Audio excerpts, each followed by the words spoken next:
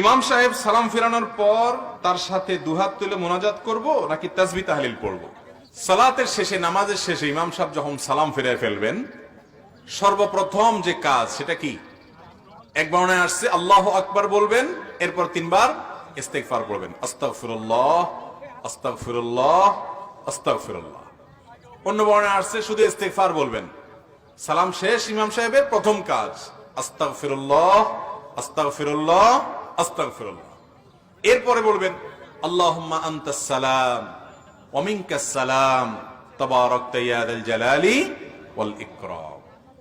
এরপর আপনাকে আল্লাহ তৌফিক দিলে আপনি আরো বিভিন্ন দোয়া আছে সেগুলো পড়বেন। সূরা ইখলাস একবার পড়বেন, সূরা ফালাক একবার পড়বেন, সূরা নাস একবার পড়বেন, আয়াতুল কুরসি একবার পড়বেন, আল্লাহু লা ইলাহা ইল্লা হুয়াল হাইয়ুল কাইয়্যুম। এরপরে দোয়া পড়বেন লা ইলাহা ইল্লাল্লাহু ওয়াহদাহু লা শারীকা লাহু লাহুল মুলকু ওয়া লাহুল হামদ ওয়া হুয়া আলা কুল্লি শাইইন কাদির।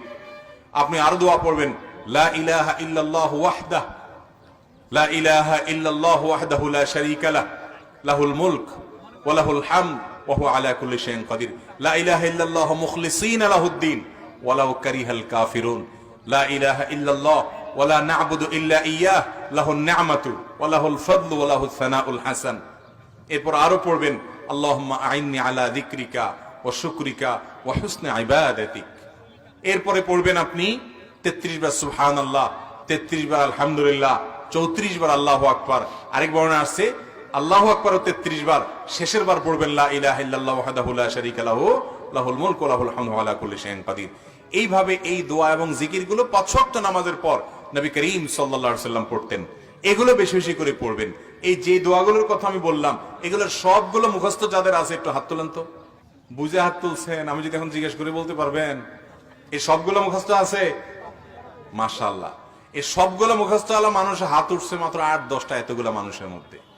তাইলে বোঝা গেল 5 ওয়াক্ত নামাজের পর আমাদের নবীজি সাল্লাল্লাহু আলাইহি সাল্লাম সালাম ফেরানোর পর যে দোয়াগুলো জিকিরগুলো বলতেন এগুলো আমাদের সমাজের বেশিরভাগ মানুষের মুখস্থ নাই। কিন্তু একটা জিনিস আমরা সবাই জানি, সেটা কি? রেডিমেড মুনাজাত। যে হুজুর এত দোয়া দরুদ বুঝি না, আপনারে বেতন দিয়ে রাখছি না, আপনি দেন তুলে। তো হুজুর উঠে আল্লাহুম্মা আমিন দিয়ে দেয়।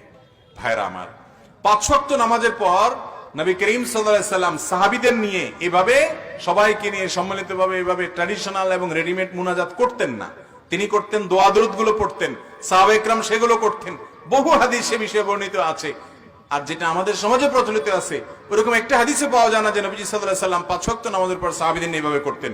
যদি 2-4 বারও করতেন, শত শত হাদিসে বর্ণনা আসতো